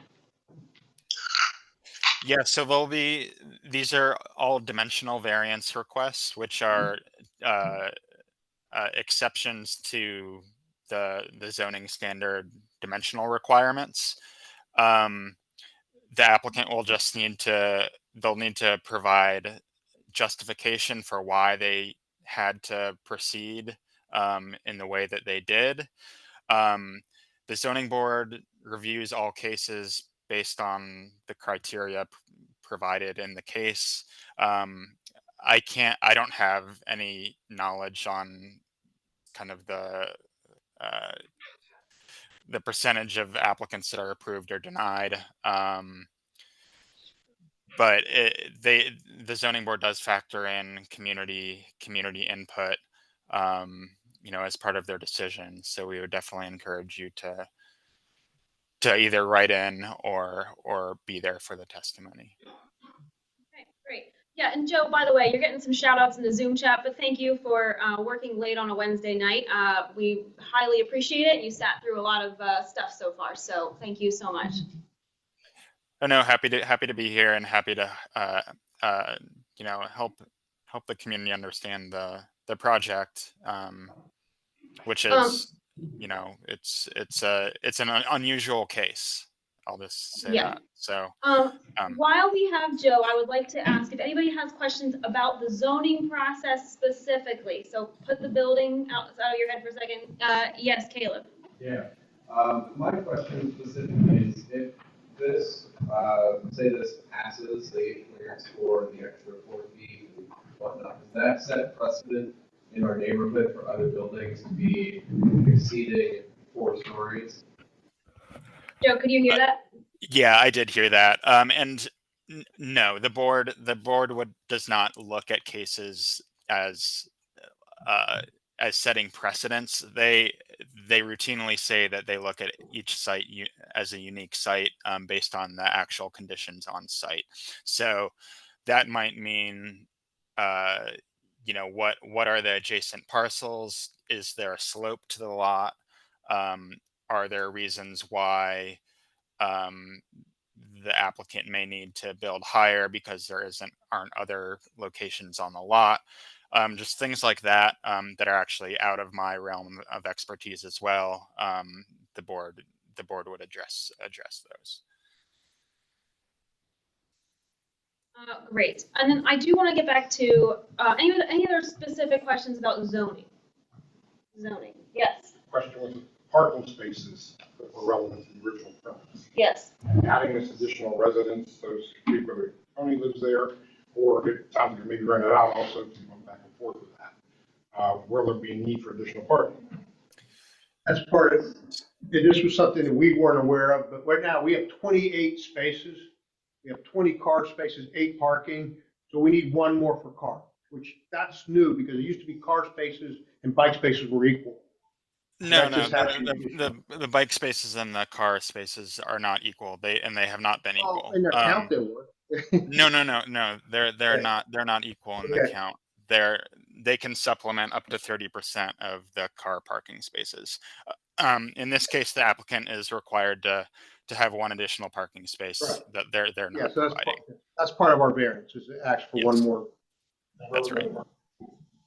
Pardon me? Where would that parking be? Oh, no, we're not adding, we have to go with the 20 spaces. Yeah, part of the variance. We don't have room. Yeah, we don't have room. We tried squeezing it in, we just don't have the ability to put it in. What do you do about it? Yeah, they're getting a variance. That's the whole point. If they can't conform in the zoning as it's supposed to be, then they have to get this variance, which is again kind of why we're here. I'm concerned that you approve maybe for the people who live there, but they're electricity, Green Bay Park, on my street, which is behind it, we have no parking. No, we actually have, I think we brought it up in a couple meetings prior, but we have a letter for overflow park. We have a letter from the charter school, after school. Or North Cap. I own the funeral. Yeah. The charter school approached me about parking because they don't have enough. Well, during the day, this is after school hours. This is not during the day, so. We went to them and we got a letter for in case somebody wants to have a Super Bowl party on a Sunday, they can use that lot. I knew. That lot is usually chained off. I knew we were going to get to the parking thing. Unfortunately, that's kind of out of the scope of the conversation. Well, I just didn't know if No, that was zoned. absolutely. And that was a great question because the question was, yes, there should be with the penthouse an additional parking space needed. That's part of the zoning variance they are going for. So that's a great call out. Nicole, I want to get, what was that? It was a zoning. Oh, a zoning question in the back, We're gonna yes. see the possible outcomes of the zoning, if the variance doesn't go through, what happens? Great question, They Joe, is tear it, off and make it the way it yeah, what are the zoning outcomes here? That's hard to say. So it could be denied. It could be approved. It could also be approved, but with conditions.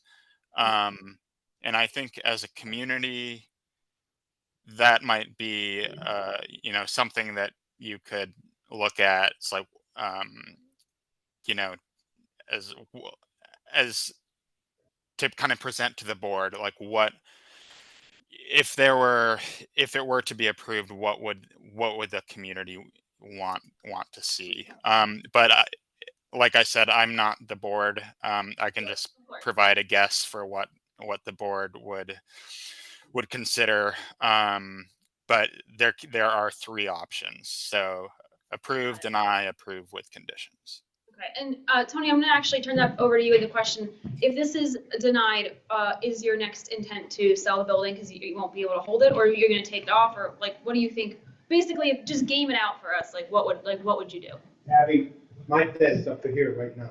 I'm sure, Okay? yeah. If it comes down to where I'm put up against the wall, you may be dealing with a developer. I'm not a developer. I'm not a tycoon. You would be dealing with a tycoon that has the money and the contacts to get it through. Got it. So I don't. So you would turn it over to somebody theoretically who No, I maybe wouldn't turn it over to anybody. I owe Somerset a lot of money, more than I'm worth. At that point, I would try to bail out and pay them off, and that would be the end of it. What else am I gonna do? Sure, I understand. And so basically, you'd be looking to make yourself somewhat whole with the sale of that building, and then you would be looking for a buyer who would have the contacts to push that through zoning, essentially, in the state, potentially it is. I've been contacted by buyers now Yeah. because they want to buy it. My intention was not that. My intention was to do something nice with that piece of land. there. Absolutely. You know, I think it's an entranceway to Troy Hill. I think it's a plus for Troy Hill, for everybody concerned, whether it be the new businesses, whether it be land value or property value. It'll be a plus. Now, if I'm put up against the wall, then you know what you do. You do what you can to get out and bail out. Okay. That answers kind of questions about next steps. And do you feel like your question was answered back there about the zoning next steps? For the most part. For the most part. Is there anything you want to clarify? Just, it'll either if it gets denied, they may have to remove the. Correct, and that's why I asked Tony, either he would remove the fourth floor. It's not that easy. Yeah. The truth, you go to court of common pleas. You go to court, which, like if you were like UPMC, we've been in big projects where we've gone to court. I'll give you an example. I was on HRC, I was on the Historic Review Commission when they tore down St. Nick's on 28. You guys remember that? That's the first time in 50 years an historic structure got torn down, because the diocese, we denied it on HRC. We denied the tear down. The diocese went to common pleas court, and on a technicality they tore the building down before we could appeal. The city could appeal. You go to court. I'm going to tell you guys the truth. You go to court. Okay, well. So that's the process. Yeah. If he wants to go to court. You can't take it. It doesn't matter. You can't take it. It goes to a judge. Okay, I want to. Poor Nicole has been on Zoom waiting to have her questions answered. Again, I know we're really we're really running. going on time here. Again, if somebody needs to leave, we will post the whole meeting. So Nicole, will you unmute and you can ask your questions? Yeah, my questions were in the chat too. You said that you had conversations back and forth, for about 2 years with PLI. I mean, did they say go ahead and build it and ask for forgiveness later, or were you verbally told by them on top of the permitting we were seeking and everything information. else that told you not to? No, that was never. We were seeking information on the what if. That's it. Okay, what did they advise you for the what if? Pardon me? What did they advise you for the what if? Oh, no, we'd have to go through the process and we'd have to do an appeal, but we're also looking at how to minimize the impact of the upstairs. So like Tony said, we had a version where we built another 8 units on that floor. What was the impact of that? So we would have discussions about that. I said, well, guys, you'd have to get like 10 variances. It's whatever so we kept toying with what to do, what not to do. So we were asking them their opinion and how they would review the project. And that went for zoning as well as PLI. Okay. So, okay. And then with the variance, it clearly states that it's 0 parking spots. So of the parking spots you have, you're clearly now going to take more away from the other units. So how many parking spots as the owner and the resident of the top unit are you going to take from the permitted spots? 2 cars, 1 car? As far as living there, you mean? Yeah, like if you, I think she's asking if you were gonna park there, like two vehicles, like basically, is a unit in the building gonna lose a parking How spot? many cars do you have? We have 2 cars. They have 2 cars. We have 2 cars, but. So now your permitted Yeah. parking spots are technically, 2 of them are not going to be up for grabs for other residents because now building this 4th floor, you're taking 2 spots away from what you've been approved, correct? Correct. We have another 4 parking spaces there. No, there's a total of 20 spaces. But like I said, what we've seen, and this is my opinion, we see that a lot of the spaces aren't used. People don't drive as much as they used to. I mean, that's a what if I'm that you telling can't you. guarantee. You won't believe me. Considering how poor the bus transportation is up there, most people do need cars. Don't believe me. Don't believe me. And then the last question was, you had a walkout 4th floor before. It doesn't appear that the roof access is no longer a walkout. So what is the access to the 4th floor roof now that technically, you've It's just for extended it? maintenance. There was never a walkout on the 4th. It was just, we had to put a stair tower for a roof access. Okay, so access do you have to mechanical do a equipment. stair tower? So you had a stair tower before for the access to the Right. 4th floor. Do you need to do another addition to have No. stair access above this new 4th No, floor? what we have is a ladder. We have a ladder and a cage. Why was, Because there's no So- mechanical systems on the roof of the 4th floor. so was the elevator, is there elevator access to the 4th floor? Was the elevator access always there in the plans we had to get to extend the it. roof? So we not had to only did extend it. you you already did, or? We just put the concrete block up. Yeah, it's the same deal. There's no elevator there now. Okay, There is 'cause no you keep physical, saying there's a it's hole. lumber, it was just lumber, it was just lumber, it was just lumber, but Yeah, it's just every that time you there's a talk, there's void. an additional building material that was used for this 4th floor. So why before was it required or necessary to have that full access and now it's okay to only have a ladder? Because we do not have any mechanical equipment that needs to be accessed on the roof of the penthouse. That's why. Does that make sense? Yes, We the have mechanicals are condensers now and on the 3rd. equipment. It's not the So the elevator equipment, it's condensers, it's mechanical equipment. Yeah, so they're now on the 3rd floor, no longer they're now on the 4th floor, which used to be the rooftop. So now there's nothing on the rooftop other than just roof. Correct. Okay. Yeah. Nicole, do you feel like you have the answers that you were seeking? Did you, so I guess my other, so it just seems very pre-planned. I guess I'm trying to understand, or have you justify how this wasn't pre-planned? Because elevators are not cheap. They're not, they're not just a, let me put block up kind of thing. There's a lot of mechanics that go into adding an additional floor to an elevator. And you keep saying that this is just on the whim because we had finishers there, we had the, wood there, but like, there's so many more layers to it that I'm finding it really hard to believe you that this was We a haven't whim ordered the elevator yet. planned thing. Does that answer? We really have not ordered the elevator yet. So you were worried about 10 months for finishers to come in and finish the wood, but you didn't even order an elevator or other things that are going to be required for the building. Again, it's not making any sense. We're working with Schindler Elevator. Come up a little bit Look it up closer, here. just so that this little We're speaker working with picks you up. Schindler Elevator. Okay. Originally, our contract with Schindler Elevator was a 3-stop hydraulic elevator. Okay, yeah. Okay, so we did a change order, I think it was in December, for a 4-stop hydraulic elevator, not a traction. So 4 stops was as high as we could go on a hydraulic elevator. It was a change. It's still a 6-month lead It has time. since been ordered. Yeah. It has since been provided. We needed to change the electrical. There were a number of other things involved in changing it to a 4-stop elevator. But it was in pre-planning for 2.5 years.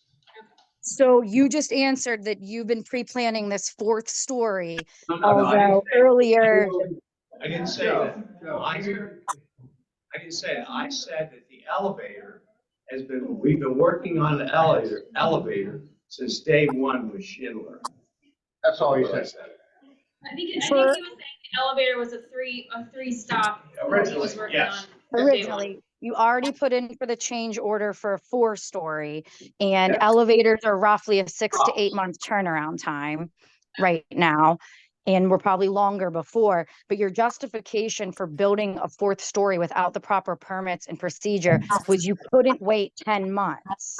But now you're saying, you're doing change orders and all of, just, it's not lining up. Your timeline's a little, you're here to prove to us that this was on a whim type of situation and you're here to make it right. But everything you're saying that I'm hearing is saying this was pre-planned. And I'm just looking for something that you can say to make me be wrong.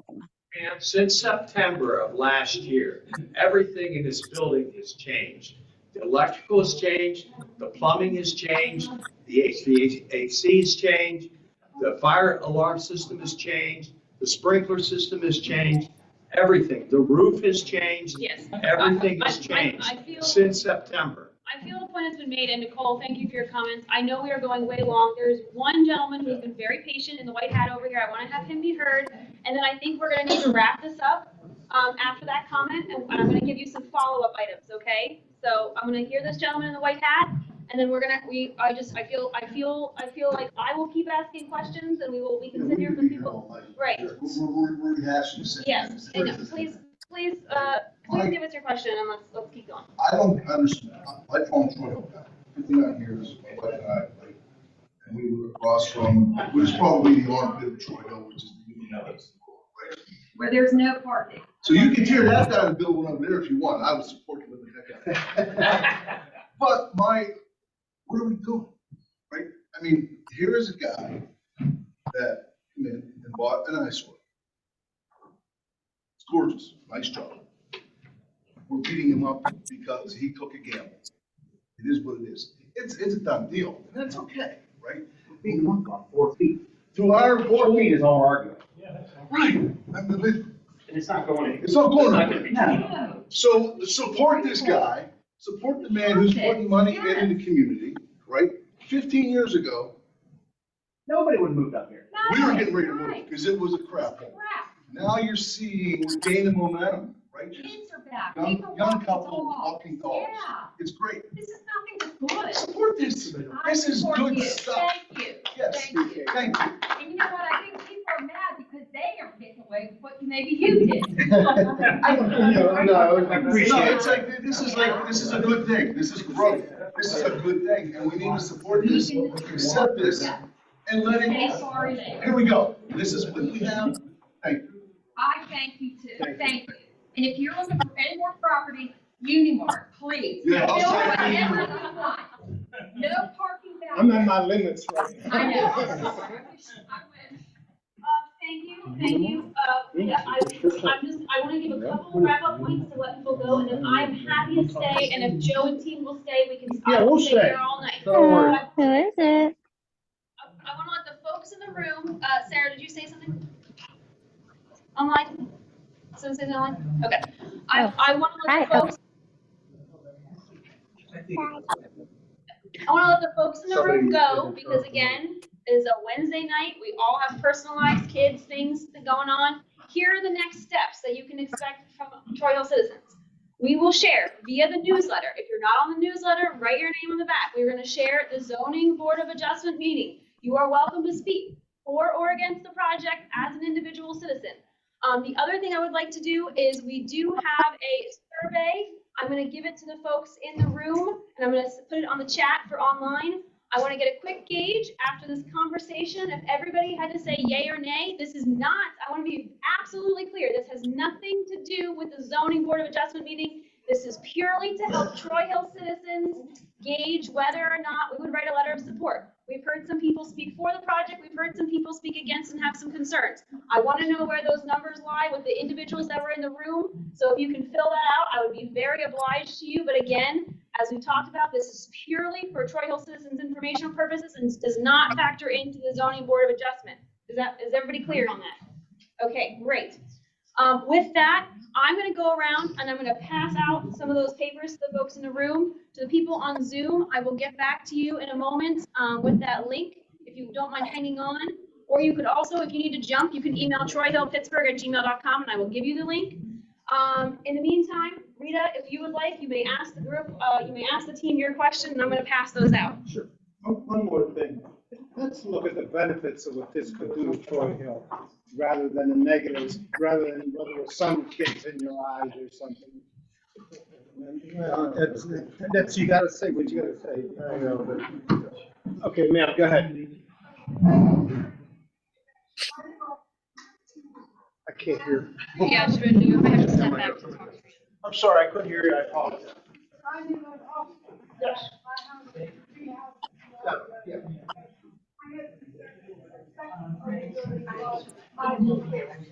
You should be little or no. We can take a look, and I'll be happy if you want to come out. To my folks on Zoom, let me pull up this link for you here. Sure. Yes.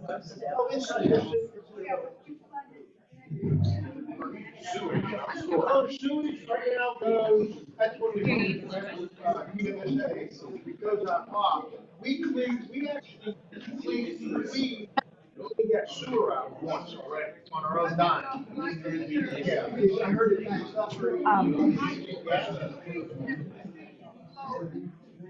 Oh, so you know what? I'll have to look at it. Off of them right now.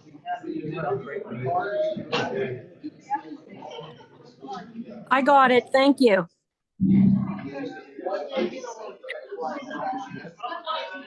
Yes. For everybody on Zoom, we're kind of devolving into personal conversation. I dropped the link to the survey in the chat. Please fill it out. You can only fill it out once. And then if you have any questions, please make sure that you email troyhillpittsburgh@gmail.com. Okay? I'm going to mute us just so you don't have to get background noise. Thank you, everybody.